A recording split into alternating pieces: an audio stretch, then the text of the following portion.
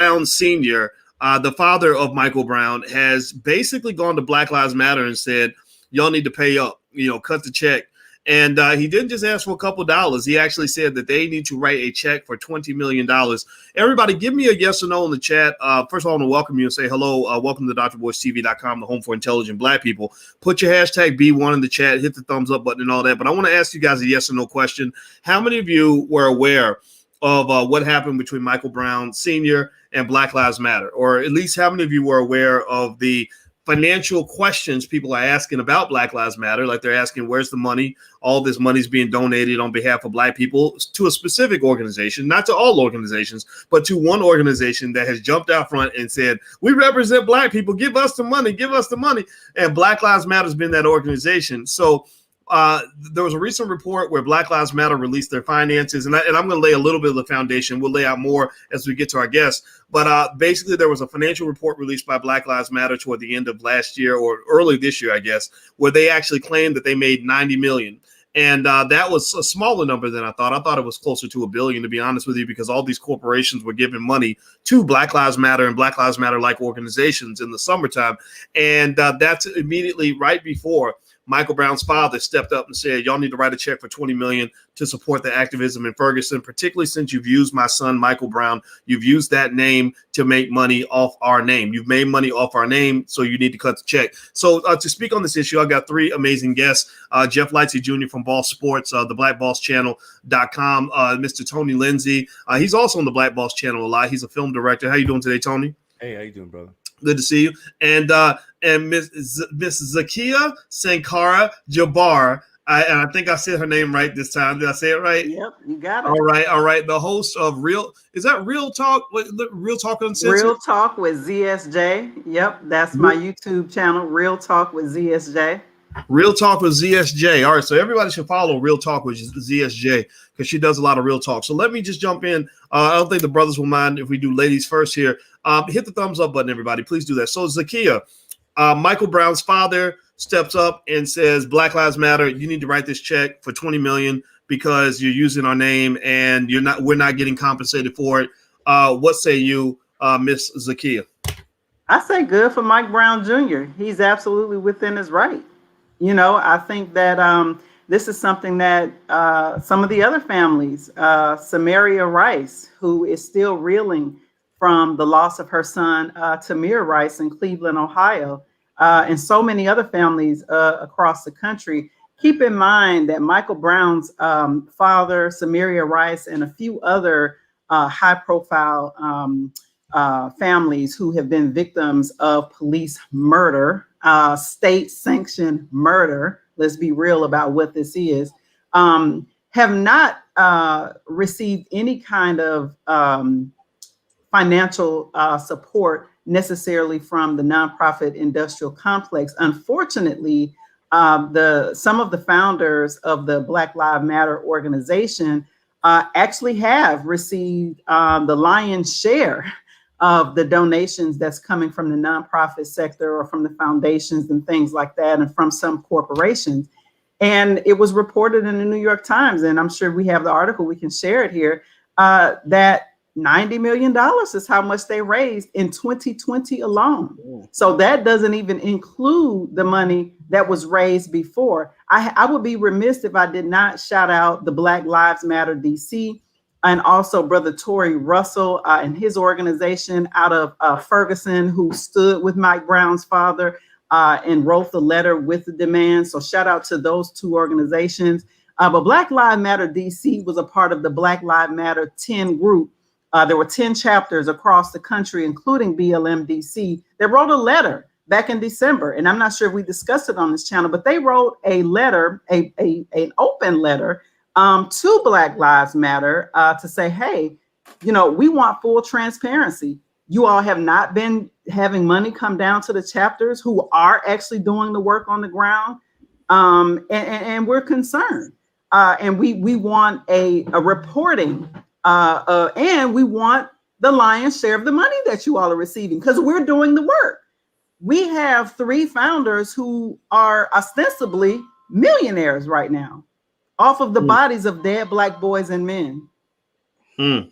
Okay, so sorry, I wasn't trying to show an advertisement for coming to America. I was actually sharing my screen, trying to show you all that Black Lives Matter. According to CNN, it says that Black Lives Matter raised 90 million in 2020 and gave almost a quarter of it to local chapters and organizations. That's what CNN is saying, and so the interesting thing about this, Jeff, is that it seems to me that Black Lives Matter is trying to come clean when it comes to the finances, but a lot of people feel like there's still a lot of questions in terms of who's controlling the money, also where the money's coming from. They would not release the list of donors. I thought that was very interesting. When somebody won't tell you who gave the money, the bulk of the lion's share of the money, it could just mean that the donors want to be anonymous, but it could also mean that at the very least it means that you don't understand exactly what the motivation is for giving the money. What do you think, Jeff? I mean, do you think that they have some questions they need to answer for the public? There's a number of questions that need to be answered. So let's think about break down what Ms. Zakia said, because we have to paint the picture. The $90 million that was donated in 1 year. Black Lives Matter, if I'm not mistaken, was created either right after the death of either Trayvon Martin, which is in 2012, or Michael Brown. I can't remember exactly when, but we're talking about it was after Trayvon. So we're talking about that was 2012. This is 21. So we're talking about a span of 8 years, at least what they released. So if it was just $90 million, which I'd imagine 90 million is just a number they're given, but who knows what you made in the previous 7 years. So that's something to take into account. Secondly, what Michael Brown Sr. said, because the organization it started out the Trayvon, but it got really big after Michael Brown's death in 2014. And so what he is saying, since his son's death in 2014, and this organization essentially blew up out of the sky after the death of his son, he has received $500. That's it. $500 is all that he and his organization down in Ferguson has received, even though this organization, Black Lives Matter, blew up after the death of his own son. So that is why he is demanding $20 million, because he's received only $500. And then furthermore, so what Boyce just said was they said they spent about a quarter of the money. And that's also what I read. So they received $90 million, but they've only spent about $30 million. Where's the other 60 going? What's up? And what did they spend the 30 million on? Where'd that 30 million go? So there's 30 million that went somewhere, and then there's 60 million sitting in somebody's bank account. So where is the other 60 million? Like, what do you plan on doing? And so now, since the release of their $90 million, like what they received, now they're saying, oh, we're giving out these grants of $1,000 a piece, and they've had 3,000 applications, right? So if you take 3,000, you're giving out $1,000. I'm not a mathematician, but that's still only pennies on the dollar, right? Like compared to 90 million. So there is a number of questions that are still out there and are still lingering. And Michael Brown, and he deserves answers, and all of these other people that they have capitalized off their deaths, whether it's Ahmaud Arbery, Breonna Taylor, George Floyd, Tamir Rice, and we can go on and on. But this is an organization that's capitalized off the death of our people, and that is at least garnered $90 million in 1 year instead of $60 million sitting in somebody's bank account, and everybody needs answers for it. Okay, so Tony Lindsay, I want to ask you this. Zakia used a really great term that I think is quite operative for what we're talking about. She said the nonprofit industrial complex, and I'll let Zakia later on refine her definition and explain exactly what she meant. But I'll tell you what my interpretation was. What I think about when I heard her say nonprofit industrial complex is I thought about the documentary I saw on YouTube called Poverty Inc. And on Poverty Inc., what they talk about is how there are nonprofit organizations that will go around looking for something terrible that has happened to somebody, look for somebody's trauma, somebody's poverty, somebody's despair, and they will package that and market it the same way you market a pair of Air Jordans. And they will use that trauma, tragedy, and despair to raise money for their organization. All the visuals and the imagery and the sad music of the little starving children, or the tsunami, or the hurricane in Haiti, things like that. Or not hurricane, I'm sorry, the earthquake in Haiti. And what happens is they then sort of position themselves as almost like a gatekeeper, so to speak, almost like a paternalistic figure to say, give us money and we're going to go help these people. They're not saying give money to those people. They're saying give money to us, and we will make sure that we help those people. What do you think about that in terms of that description I just drew up? And how do you think that relates to Black Lives Matter? And then, of course, you can add anything else you'd like to add on to that, Tony. Right. Well, I think it's that's a perfect description. You know, I think this is what happens when we don't vet the institutions that represent themselves as fighting for justice for Black people. It's like, honestly, it's like Black folks are getting betrayed every week. And it's like we're normalizing being made fools of publicly by always entrusting our movements to other people to manage. And this type of betrayal, the constant betrayal, is demoralizing. It tells other communities that they can exploit our trauma and cash in on our deaths, just like the way that you see how they did with Mike Brown.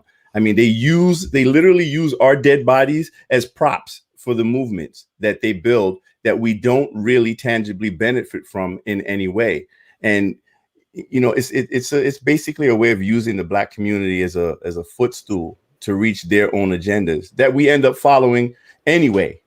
You know, so I think that we really need to start paying better attention to these social justice movements, who's behind these movements, where the money's going. I mean, I know Sister Zakiya, you know, she spoke about certain Black Lives Matter chapters, you know, the ones that put out the open letter, but there was actually a response from the Black Lives Matter Foundation, where they're not even acknowledging all of them as, I guess, legitimate members of the network. So that diminishes the pool of resources. We were talking about how they gave, I think, what was it? We said $26 million to other Black Lives Matter chapters.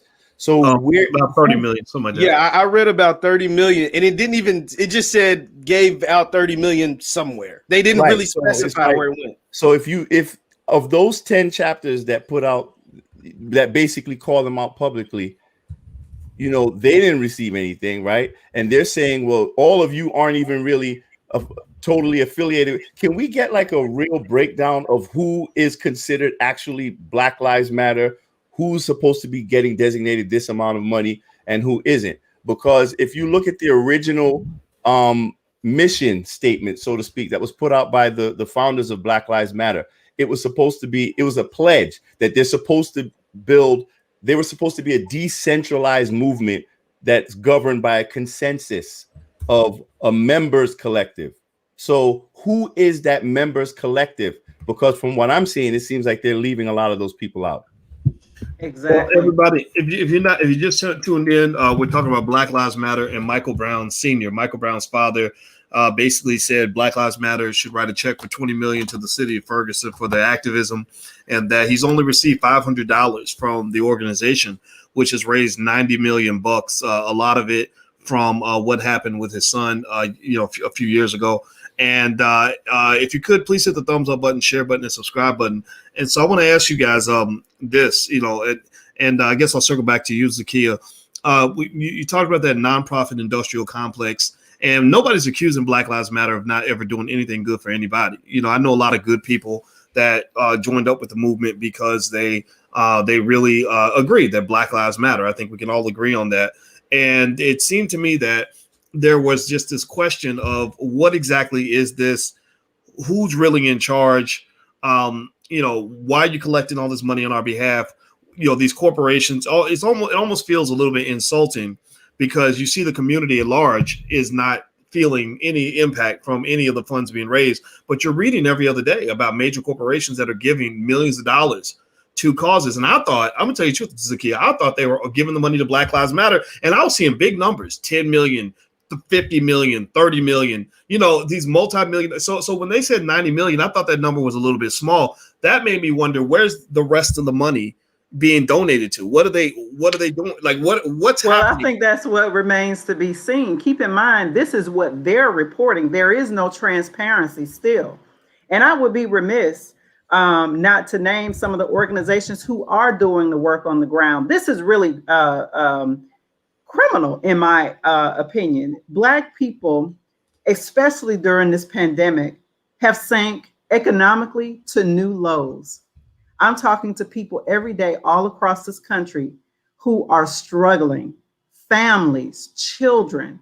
We got tent cities where I live in Washington, D.C., huge tent cities. I saw a video on Twitter just yesterday in Jacksonville, Florida, tent cities for miles, filled with Black people, mostly of descendants of enslaved Africans. So I'm very concerned that, the money that has been given after the another death of a Black man, George Floyd, is not getting to the people that actually need it. We really need to ask some serious questions to the founders. We see Alicia Garza all over. She got a book out now that she's, making a lot of money on. Again, some of these people, and this is not necessarily about hating, because you got Black Lives Matter chapters, which the DC chapter is a recognized chapter. Let's just be honest about that. It is a recognized chapter. Some of the chapters they claim they don't recognize, but why not? Who are you, right? If these organizations are doing work for Black people in their local communities, that money needs to be given directly to the people. This is one of the reasons why I don't like intermediaries. This is one of the reasons why I don't like all of these gatekeepers, because that's what it is. They're gatekeeping. And there's, to me, after reading the New York Times article, there's more questions. If you said you spent a quarter, where's the 30 million or a third or whatever? Where is it? What did you spend it on? Did it go to the three founders and they split it? I'm serious. I'm dead serious. Did y'all get 10 million each? What's happening? And I think that, and the other thing that I have to tell you, because I think most of you all know that I work in this industry, and I have been involved in grassroots organizing and more so on the professional level in the last 7 years. But I started off organically. I had no connections to white wealth like Alicia Garza. She actually had very deep connections. She's not from Oakland. Let's be honest. She's from Marin. Marin is a wealthy community in the Bay Area. And so this idea of Black folks who are organizing in their local communities, not having access to these dollars to actually be able to scale and hold people accountable, I think that's why you're seeing more tent cities. I think that's why you're seeing more Black people sink, because we don't have access to the kind of wealth that we need. And we know why. Centuries of institutional and systemic racism and centuries of us actually being the commodity. So I think that for me, the New York Times article is just more questions. And finally, I'll wrap up and say this, boys. One of the things that I thought was very interesting is the choice of the New York Times to tell this story. So instead of having a family meeting, you could have had a closed door family meeting. When they wrote that open letter to the founders of the Black Lives Matter, why not give these organizations a call? They Black people. These are Black people who are hurting. These are Black people who are working in their communities. And I know the Black Lives Matter DC organization personally. I see their work. They're not acting. They're not for show or just asking for money because they want some money. They're out there risking their lives, putting their bodies on the line behind all of the police killings that's happening right here in Washington, D.C. Why didn't you pick up the phone and say, let's have a conversation? You went to the New York Times because guess what? At that level of activism, because it's an industry, at that level of activism, you got relationships with reporters at New York Times. You want to know how I know that? Because I got relationships with reporters. I already know how the game goes. You call the reporter and say, listen, we got this issue on our hand. We need a reliable source. Because who's going to question the New York Times? We need a reliable journalistic industry to tell this story. Can you do it for me? There was a handshake involved with that. That's my assessment.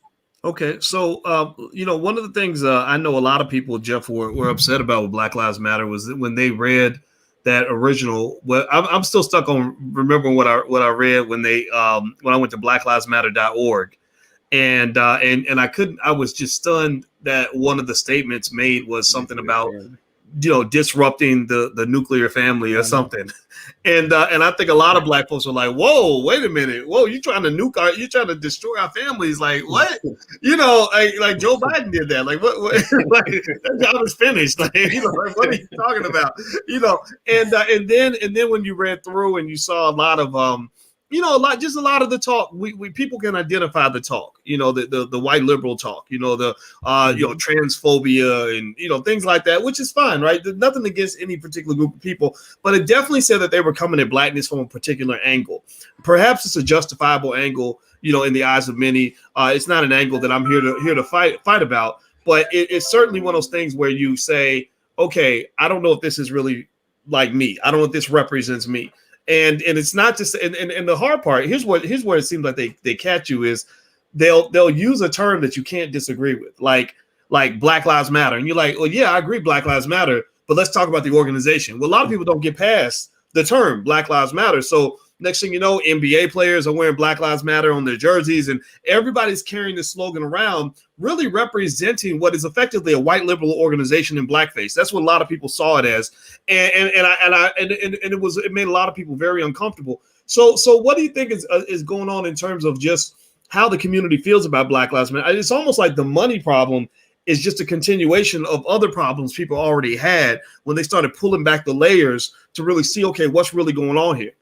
Well, I think people are starting to really, because when the George Floyd, that's the thing, when these tragic events happen, they're so tragic and so egregious that a lot of rational thinking goes out the window, right? When George Floyd gets killed on camera, or Michael Brown gets killed on camera, or you hear about the story of Trayvon Martin, a lot of people they automatically run towards your people. You try to, it garners families together because you don't want that to happen. That could be your son or your brother or your cousin or whoever. So it makes you closer to the people around you. And so therefore, when you have an organization on surface, at least on the surface, that looks like it's going to help and try to prevent things like that from happening, then you go to run the support before ever really educating yourself on what's going on. And I think that's how Black Lives Matter as the organization, the grandioso organization, the big dog, has been able to capitalize. Because like I said, when these tragic events happen to our people, you're reminded of the history of America and what's happened to our people over the course of our duration here. Now, but what's starting to happen is now people are getting educated, right? Like Zacchaeus said, the local chapters are calling out the big dog, and now the big dog is having to answer questions that they don't really have answers to, right? So for an example, one of the articles that I read, the Patrice Cullors, I don't know if I'm saying her name right. She's one of the co-founders. Right. Yeah, she's one of the co-founders. She came out to the Griot, which is another interesting source to go to, and said that, hey, we really haven't been able to make ends meet before 2020. She said 2020 was the real year that we had a surplus amount of money, essentially. Like before, and I'm like, that doesn't make sense to me, because it looks like these big corporations haven't been just donating. Now, I get it. 2020 might have been your cash cow year, but to say you've barely been able to make ends meet over the previous 7 years just that didn't sound right. Maybe I'm delusional, but I feel like organizations have been donating to Black Lives Matter over the duration of its existence. So just to say that you haven't been making money before that, it just that baffled me. Also, so besides saying that, you're saying that you have this surplus of 60 million. We have questions about where the first 30 million at, and we might not ever get those answers. So with this 60 million, we're still in a pandemic. Our people are still hurting. Our people are still starving. Our people, like Zacchaeus said, are in tent cities. That 60 million could go to help those people. There's no way you should just be sitting on $60 million and not helping the people that are in need. And that is mind blowing. Interesting. Well, let me read some of this to you. By the way, everybody, please hit the thumbs up button, share button, subscribe button. We're talking about Black Lives Matter and Michael Brown Sr., the father of Michael Brown Jr., basically saying that they need to write him a check for $20 million. And which I want to ask y'all about that too. I want to ask y'all specifically about $20 million, and if y'all think that that's crazy talk on his part, if y'all think that that's an accurate number, etc. I'd be curious to know. He should have asked for more. I think. Yeah, I think that's more than fair. I think he should definitely have gotten more, because that entire movement was pretty much spearheaded by the death of his son. And for that man that man and his family to not receive, anything from that, even though he's still out there fighting for justice under, with different organizations, rights as well. And even the money that they're demanding right now. They've already laid out a blueprint of exactly how that money is going to be spent. So even in that, you see how respectable that is, because let's be straight up. When our Black children get murdered by police, what happens? There's never any justice, right? And then if maybe sometimes there'll be some type of a civil, civil recovery or something. But at the end of the day, they lost a child. So why would you view this in any other way than for a significant portion of those proceeds being going to the family? So I think it's really insulting that Mike Brown Sr. even has to even make such a request. Why hasn't there been any real communication with him? And to the earlier point that Jeff made, they've been collecting a lot of money since, let's say, definitely since 2015.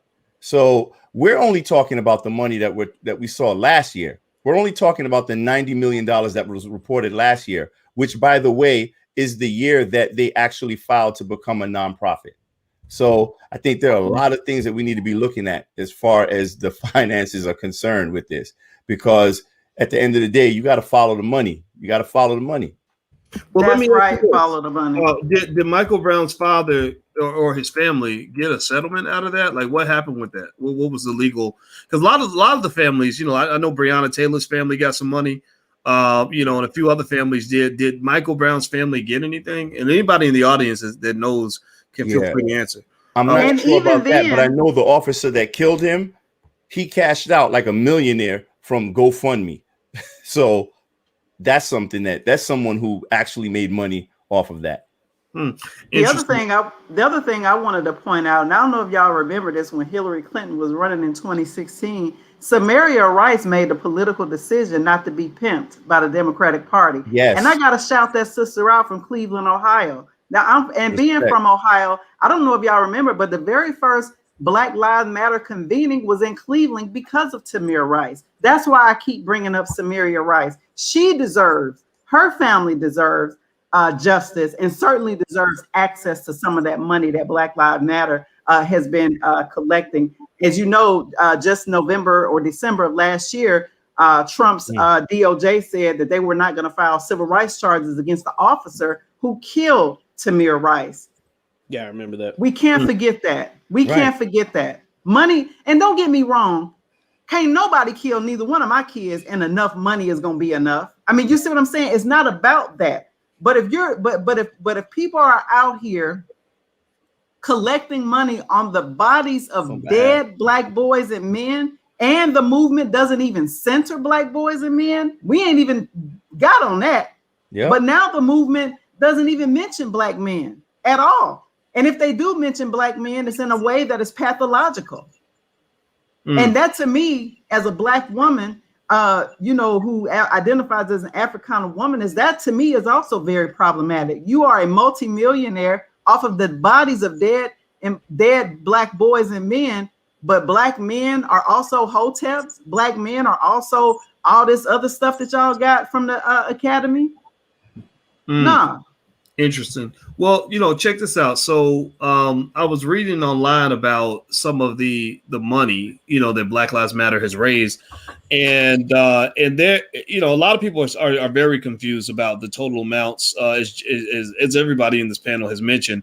And I'm reading here on ABC News's website is that basically they were talking, for example, one of many donations.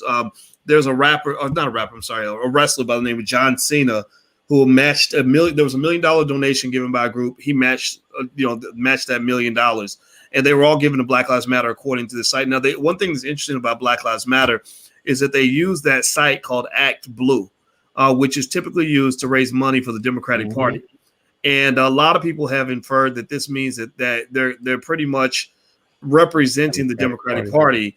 And just tying on to the issue in order to get votes and to get funding to the party. So do you think that this money is going indirectly somehow to, I don't know if it will be to some sort of super PAC or something that's actually funding political candidates for the Democrats? Follow the money. Follow the money. Okay. Well, let me read some of this to y'all. It says, when I look up Wikipedia and you look up Black Lives Matter, it says Black Lives Matter is a decentralized political and social movement protesting against incidents of police brutality and all racially motivated violence against Black people. While there are specific organizations such as the Black Lives Matter Global Network that label themselves simply as Black Lives Matter, the Black Lives Matter movement comprises a broad array of people and organizations. The slogan Black Lives Matter itself remains untrademarked by any group. The broader movement and its related organizations typically advocate against police violence toward Black people, et cetera, et cetera. Now, what they're saying here is that July 2013, the movement began with the hashtag Black Lives Matter on social media after the acquittal of George Zimmerman. Now, the Black Lives Matter Global Network is of interest to me because I remember when they formed the Black Lives Matter Global Network in response to that open letter that was written by several Black Lives Matter chapters. And I know y'all remember that, where in this letter, 10 chapters stepped up and said, y'all hoarding the money, you're kind of pushing us out, and you claim to represent us, but we're not getting any sort of decision-making power. We're not getting any sort of transparency. Basically, it sounded like they were kind of doing a Umar Johnson on them, like it's like, shut up, don't ask me about don't ask me about the money. Like why are you asking about? I'm the money? so glad you brought up Umar, because people in our community, you know, have been like, where the money go? Where the money? Where the money? Hotep, all of this. But you don't see that same energy with this, though. I don't know if y'all see the same energy that people went after Umar. No, right. I agree. Well, yeah, I agree. I think part of that is because, like I said, it plays on the traumas, right? So you don't want to look insensitive, and it almost goes back to that liberal democratic media type stuff. If you go into really diving in, it's like, where's our money at? And until now, and Michael Brown Sr. is probably the perfect person to do it, because his son is what catapulted this organization to a new stratosphere, or the death of his son there is. And so any other person or organization, right? Like, you kind of look insensitive because these people are supposed to be helping our people out, dealing with the different problems that are happening in our community, especially after the death of a lot of these individuals, right? And so what Michael Brown Sr. can come out and say, like, no, my son did pass away, and I've seen $500 in 7 years. That's all. Right. Like, you told me you got 90 million last year, and my son died in 2014, and I've seen $500 for my organization that's been up and going and running without your help. And even if that's true, you raised all that money in 1 year. How much y'all gave the George Floyd family? Because that's what y'all raised it off of. How much did George Floyd's family get? Trauma is what exempts them from accountability in the end. Absolutely. Because the worst decision, the most damaging decisions that people can make are always going to be in the midst of duress or some type of emotion. So this is why these movements, they play on that. They play on our emotions. This is when they're going to galvanize people to get involved and, donate their money or see other people collect money because, they're reporting to do everything. But this is why you have to tell people to support local organizations. You're not questioning anything. You're not questioning anything because, one, you don't want to look, like you're insensitive. But at the same time, you're also not questioning anything because as Black people, we understand that trauma and we're very reactive when it comes to things like that. So they know how to take advantage of that stuff, throw a little bit of symbolism at us, and we're fine with that while everybody else collects the bag. And this is what it is. And this is why I say we have to be careful when it comes to identifying allies, especially when it comes to white liberals and progressives. Now, I'm not saying I have anything particularly against white people being allies, but I think when it comes to white liberals and progressive allyship, I think that they view the fight for justice with a completely different lens from Black people, and their approach to it is through paternalism, it's through ownership, and it's through a lot of privilege. And when you call them out on that privilege, usually it ends up with them just kind of defaulting to labeling you. You're a Trump supporter. You're a Republican, or come on, you're racist. They call you as a Black person racist, or you're a phobe. Yeah, you're a coon. You're a Candace Owens. You know what I mean? Like, you get these labels. Yeah, and they do all of that just to fend you off and to fend off their own cognitive dissonance, because cognitive dissonance is a real thing, because it's very difficult for a person to face the truth about the lie that they've been living. That's very difficult for a person to resolve within themselves. So as a white person, if you're going through life thinking that, I donate to Black Lives Matter, or I have a couple of black friends and all that. You think that you've done the job. You know, I haven't called anyone the N-word. So you think that that's what it is. You know what I'm saying? But at the end of the day, when it comes to our movements, you're a guest. You're a visitor. You're supposed to sit back and listen. But unfortunately, they play on our collective low self-esteem as black people, where we feel like we always have to defer to them to manage our movements. They play on that. They capitalize upon it. So at the end of the day, you can say you have good intentions, but when you think about it, somebody's cashing in on black pain, black death, and black trauma. And it ain't us. Well, it ultimately, I mean, it's ultimately another form of white supremacy. I mean, that's pretty much what it is. It's, you know, there's liberal white supremacy and conservative white supremacy. And so when you talk, when you want to talk about, you know, the hillbillies that stormed the Capitol and the white supremacists that stormed the Capitol, that's fine.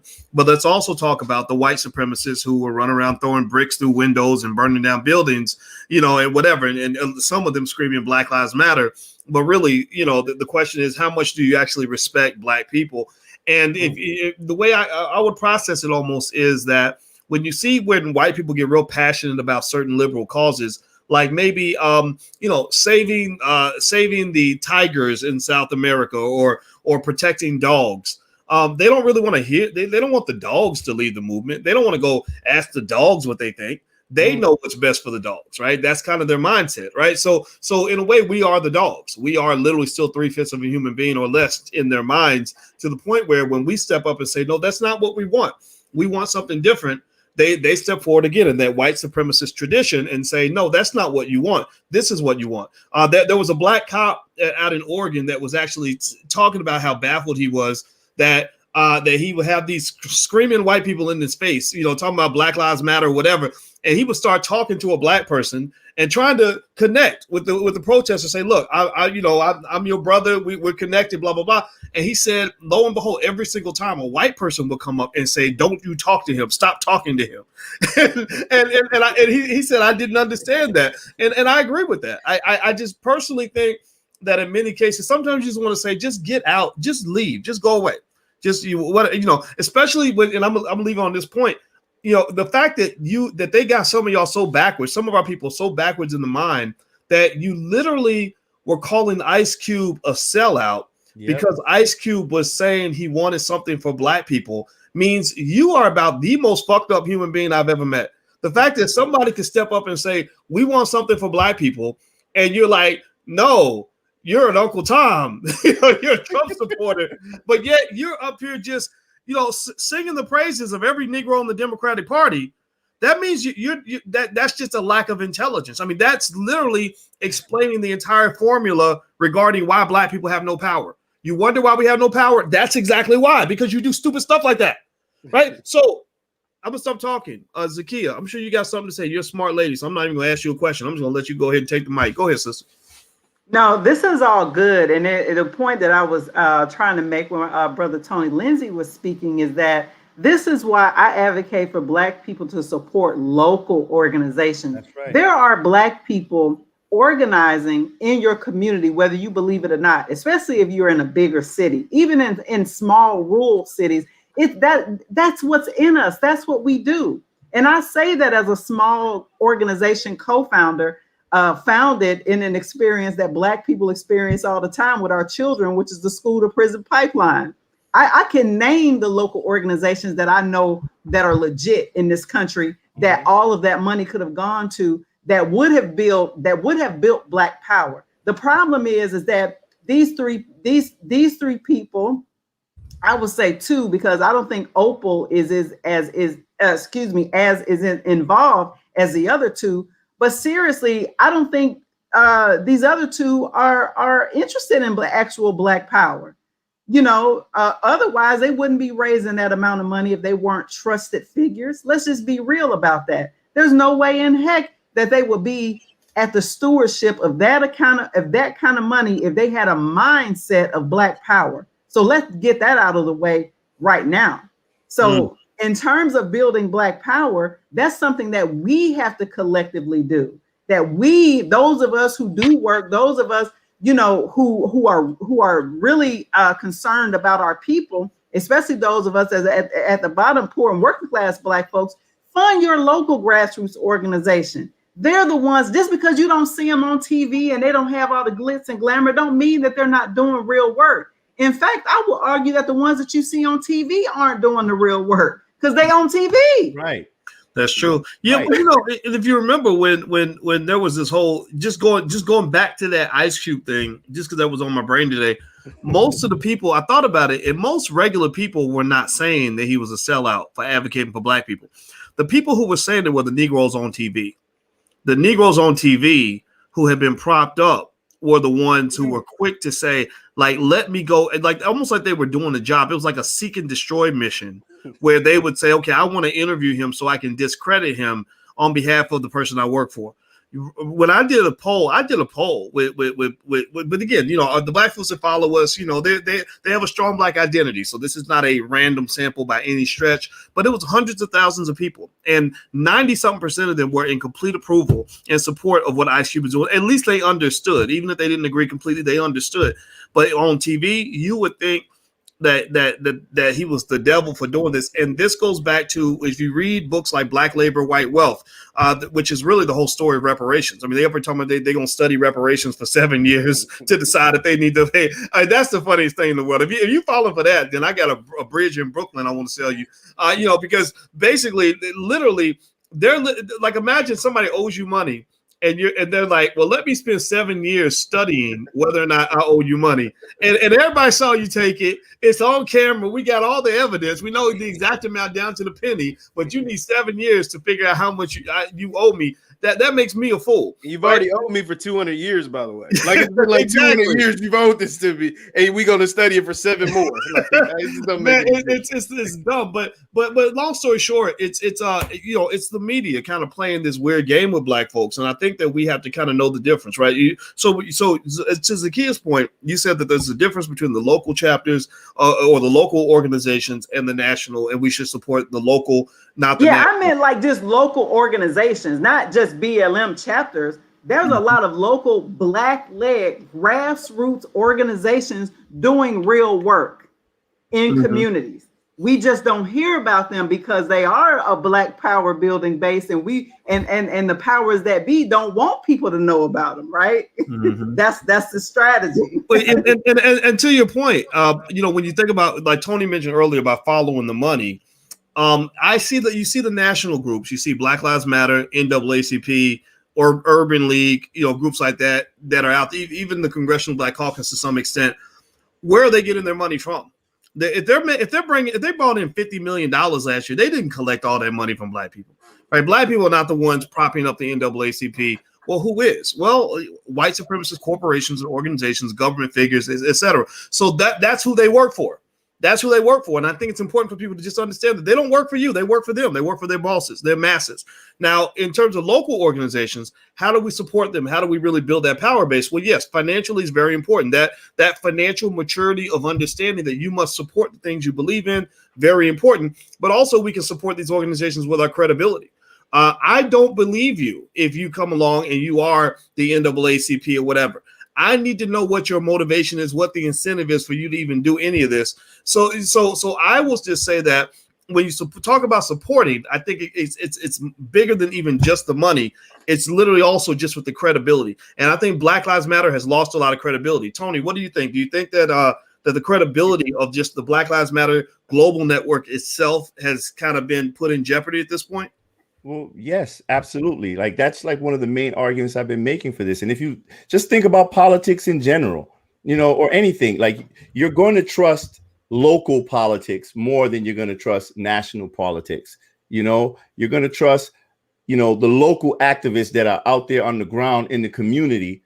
You're going to, relate to them more than you will to, the mainstream organizers that you see on MSNBC and CNN all the time, because there's a disconnect there. And I feel like the closer you get, well, I guess the more success and wealth you amass in the mainstream and these political circles, that's the closer you get to this white supremacist system. That's the more proximity you have to these people. And therefore it's a lot more likely to find some sort of corrupting. So I think the fact that the Black Lives Matter movement, it originally purported itself as a decentralized movement, that was important. But we're seeing that that's really not what's happening here, because in a decentralized movement, there are like so many parts. There's no, one entity that is basically collecting all the money, making all the decisions, but you're kind of seeing that happening with the Black Lives Matter Global. They're collecting all of this money and all of the people that they said were a part of this network, not just in funding, in collecting funds, but also in decision making. They're just nothing. Well, it sounds like they're decentralized when it comes to doing the work, but not decentralized when it comes to the money and the power. Right? Like that's right. It ain't decentralized from that. I mean, you talk about, you want to talk about white supremacist, type structures that we see it all the time. I mean, have you ever seen a corporation? Tell me in the chat, anybody who's ever seen this, where you have a company that says we believe in diversity, right? So they'll go hire a bunch of black people, but they'll all be at the lower rung of the company and doing all the grunt work. But when it comes to getting the money and the power, they keep that to themselves. The diversity, I am a very big skeptic of America ever really being committed to diversity, because I don't know if it's natural to share power like that. I don't know if people want to do that. People don't. I don't want to do that. And you come in my house, I'll be like, yeah, we're diverse. We'll let anybody come in who's from any background. But I'm running this house. This is me and Alicia run this house. Like, ain't gonna be the kids don't even run the house. Like, no, we're not sharing power. We're not sharing resources unless we right. So I just kind of think that when you're talking about the Black Lives Matter Global Network, it is utterly fascinating that they really went out of their way to say we're decentralized, and almost again that leftist ideology, leftist communist socialist kind of mindset, like, oh, we're power to the people, blah blah blah. But when you when you start talking about $100 million or almost that much, and a lot of power and a lot of influence, who's going to sit next to President Biden at the family at the function? There's not a lot of people that are able to really get into that hall of power, and I don't think they're receiving that money and saying, okay, let's split the money evenly amongst the chapters.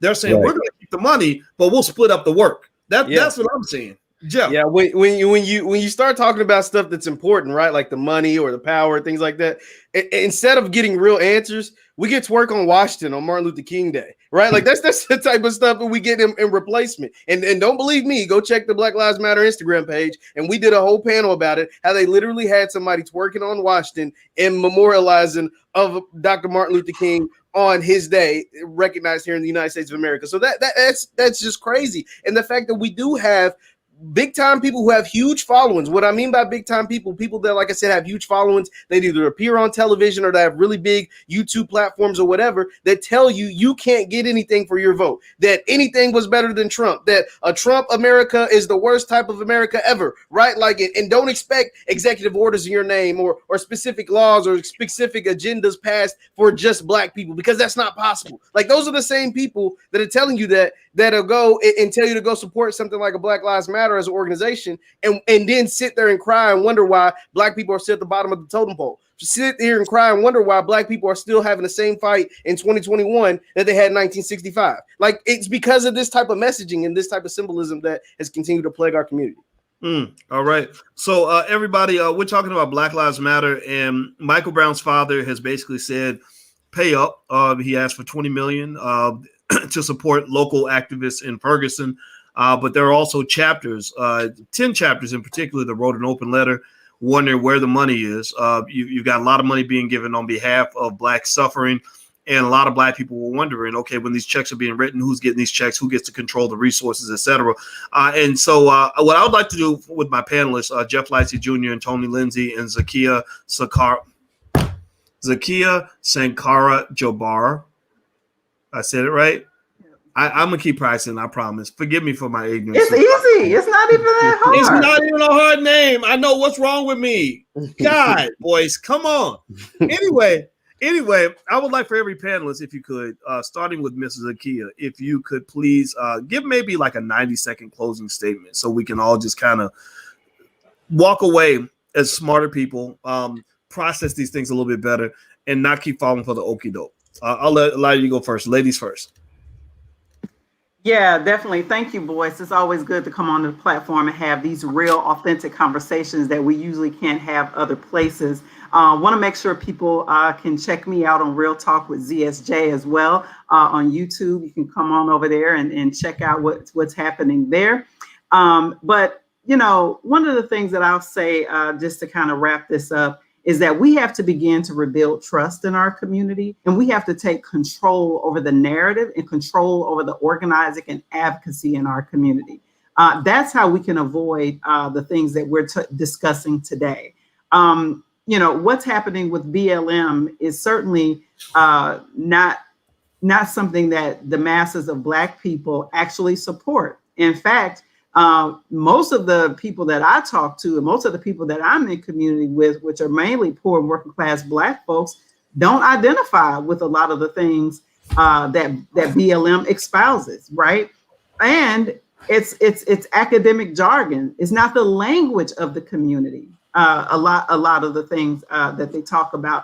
And so that is one of the things that I believe and the reason why I believe we should support local organizing, organic grassroots organizing. We have got to get away from this idea where we pathologize people in our community because they don't have the right language. They're not doing the right thing because I went to college and I got a bachelor's degree in women and gender studies, and this is the language we're supposed to use, and you're a hotep if you don't do it. I think that's ridiculous. That is the worst way to organize poor and working people. And finally, we have got to get back to centering economics.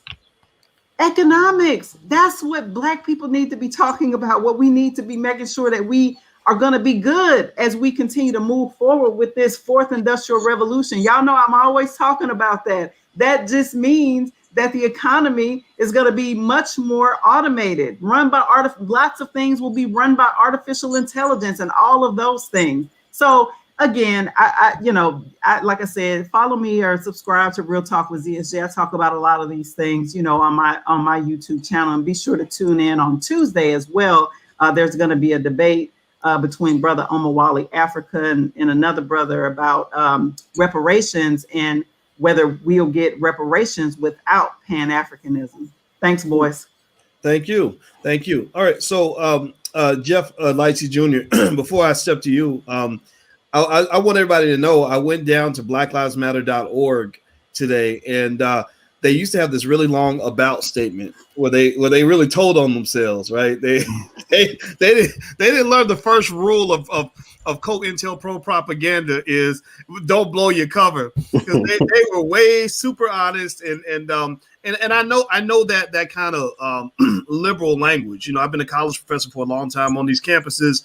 It's a blueprint for an interesting kind of indoctrination. That kind of, unfortunately, if you take it too seriously, you go back home to your community and you start explaining to everybody in your community why they're ignorant. You start telling your grandparents why they're stupid, and y'all know what I'm talking about. You know, the liberal arts student that went to Brown University and comes back using all this weird language that everybody's like, that's stupid. Nobody wants to hear you. Toxic masculinity, homophobe, right. Toxic stuff like that. Yeah. What are your pronouns? And just stuff that people just are like, come on, we got real problems. That's what I meant, boys. When I said poor Black people ain't talking about that shit. Excuse me. I mean, when you go into the hood, we're not using that language. Yeah. And I'm not saying that we shouldn't have a better relationship with our Black family members who do identify as LGBTQ. So let me just be real clear about that, because I have family members, we all do, that are LGBTQ. But this Eurocentric, white dominated language and culture, nah, we ain't got to do that. We know how to love our people. White liberals not going to tell us how to love our people. There you go. Right, or tell us that we don't love our people, right? Tell us that we're scared of our people, right? Like, that's what phobia means, to be scared of something. And I promise you, I'm not scared of these people. I can promise you. Yeah, well, but it's funny you talk about just all this stuff that spins out of it. Even when you talk about things like the cancel culture, and and the way you see things like, okay, a guy who decides he wants to be a woman can go compete in women's sports. And how ridiculous that looks, how hilarious. I mean, women getting their arms and legs broken by these dudes that decided they identify as a woman.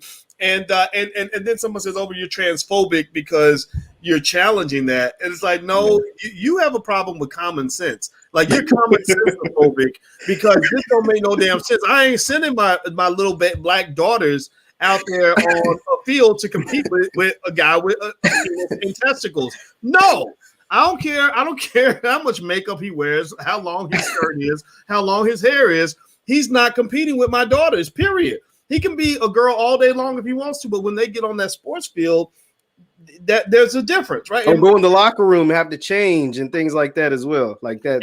Exactly. And so let me just read a little bit, Jeff, and I want you to go next, but I got to read. I was looking on the Black Lives Matter about the about section of their website, and they're not telling themselves as much. Their little about section, it used to be this long, now it's super short.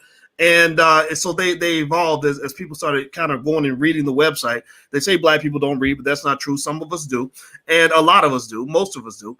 And one thing that they said here is that we are expansive. We are a collection of liberators who believe in an inclusive and spacious movement. We also believe that in order to win, to bring as many people with us as along the way, we must move beyond the narrow nationalism, which I guess that would be people like us, that is all too prevalent in black communities. So to me, the contrast to nationalism, I would imagine, would be more leftist ideas or integrationist ideas. That's on their website right now. They're shitting on nationalism. Well, they said they want to move away from nationalism, which wow. Malcolm X was a black nationalist. I hadn't read that. I don't even go to their website because I haven't seen that. Yeah, well, let me read more. This is interesting. It wow. says, we affirm the lives of black, queer, and trans folks, disabled folks, undocumented folks, right? So when you talk about trans and queer, disabled, undocumented, that's a white liberal agenda. I mean, there's not, that's not really a black movement. That's a type of black movement. That's saying, okay, we have a movement and there are black people in the movement. But that's very different from saying we represent black people and all the different sort of varieties of black people that there are, right? So there are certain black people who are not being represented by Black Lives Matter. And I think it's important for those who are not represented by the movement to just identify that so you can find something that does represent you. So let me read more, and then I'm gonna pass the ball to Jeff. It says, so they affirm the lives of black, queer, and trans folks, disabled folks, undocumented folks, folks with records, women, and all black lives. So I agree with that. I agree with the part about women and folks with records. I identify with that as well. But they also said in all black lives along the gender spectrum. So in this statement, in this one sentence that defines sort of whose lives they affirm, they mention sexuality or gender about 3 different times: queer, trans, along the gender spectrum. So that, again, that's that subtle piece that kind of tells you sort of where this comes from. This comes out of some gender studies class at Yale, or some sort of white university sort of setting. It's not something that reflects grassroots black people who are just saying, how do we survive? How do we build? How do we keep ourselves safe? How do we have some assets to pass to our kids? How do we get reparations? Things like that. There's a bigger spectrum of blackness that goes beyond just the whole centering on police shootings. I'm not even going to talk about police brutality. We're not talking about criminal justice. We're not talking about what happens in prison. We're really talking about that one little narrow slither of unarmed black men being shot by the police, which is which is tragic. But there's less than 50 unarmed black men shot by police each year. So that means that there's thousands more of black people that are being affected, millions more actually, that are being affected in a multitude of ways that have to be addressed as well. So Jeff, go ahead with your final statement. I did not mean to talk so long, please. No, you're fine. So like when you narrow it down that much, like I said, it takes away from the fight against like white supremacy, right, to just the fight against unarmed black shooting. And that should never be the whole entire pie, right? Your fight is to help black people advance, the advancement of black people, and to fight against white supremacy. That umbrella covers everything. It covers your genders, it covers your you know what I'm saying? It covers all of that stuff that you talked about, but instead you try to make it very specific because, like you said, you're following an agenda. Black Lives Matter, you have $30 million. It sounds like that's gone to waste. Okay, whatever. That's $60 million. I can tell you a few folks that can help you spend that $60 million that will impact the community in the right way. Dr. Claude Anderson is on speed dial. You can get in contact with him. Here's someone that can help you spend that $60 million in the right way. Ice Cube is someone that can help you use that $60 million to help spend it in the right way. And this man right here, Dr. Boyce, can point you in the direction to help you use that $60 million to actually impact and help our people. So for those who are saying we're sitting with $60 million in the bank, $60 million can change the lives of millions of Black people across this country. Get in contact with these people, make it happen. That is my plea to you. And by the way, Mosh Teray from Black Guns Matter will be on our platform this Sunday, so check it out. He is going to have a lot to say about stuff like this. Yeah. Jeff is every day. He's live on the blackbosschannel.com. And I'll put the URL up there on the screen. If you want to hear what Black men think, check out the blackbosschannel.com. FlyNubianQueenTV.com is where Vicky Dillard and Jade Arundel and a lot of other sisters speak every day. So check out Fly Nubian Queen for women and the Black Boss Channel for men. And that's kind of how we do it here. We like to let people go into their spaces and really truly be heard so that we can find our common ground. I think that's really important. So Tony Lindsay, my man, what's your final thought, brother? I think you're muted. Can you hear me? Yep, sure can. Okay, yeah. Well, I just wanted to caution people to beware of the diversity trap. We get convinced that the dominant society is trying to help us through their commitment to diversity quite often. But the truth is, like, the only true way to achieve diversity would be through equity. But for that to happen, the privilege will have to concede a certain amount of their own power. Now, I'm not very confident that that's going to happen. So that's why I believe we need to create, manage, and control our own movements, because if we don't, we're just going to always be stuck with these white liberal influence movements and policies that always end up adversely affecting the same communities, the same disenfranchised communities that they purport to be fighting for. So, once again, I just believe that we all need to stop deferring to our oppressors or their ideology for the solutions to our problems. All right. Well, I love it. Well, everybody, if you could give a digital thank you to our panelists, Ms. Zakia Sankara Jabbar, Jeff Lightsey Jr. from the Black Boss Channel, and Zakia's show is called Real. Give me the title again, Ms. Zakia. Yep, it's right there in the handle. Real Talk with ZSJ. Want to make sure people subscribe. We have good conversation over there. And Boyce, I keep telling you, I want you to come on, man. I got to get you over there on my channel. Of course. I want us to talk stocks, though. Let's do it. Okay, we can talk about whatever you want. Anything you want, I will talk about it. And right, Tony Lindsay, tell everybody the name of your movie again. Oh, yeah. The name of the movie is Where Hearts Lie. Where Hearts Lie. Yeah, you can pretty much find it streaming everywhere now. It's on Urban Flix, Tubi, Amazon Video. It's all over the place. All right. Where Hearts Lie. Okay, great. So everybody, thank you guys for hanging out with us. We're going to come back and sort of follow up on this. Obviously no animosity toward Black Lives Matter or the creators of the organization.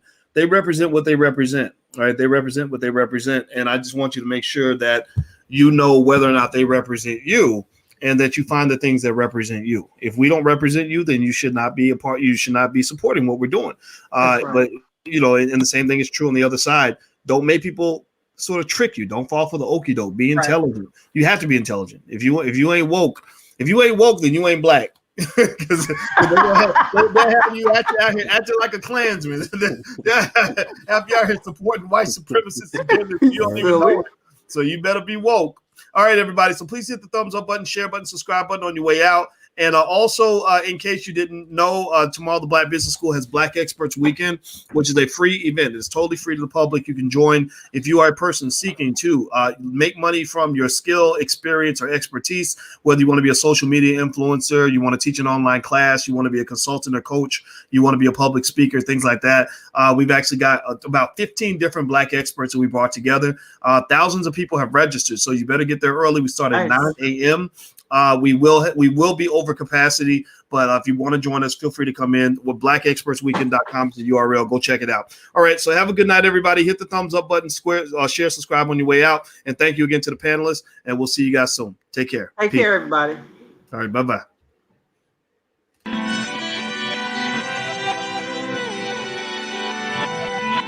Here we are, clan the isms, cataclysm, great. Our people out here struggling, trying to make it in this state.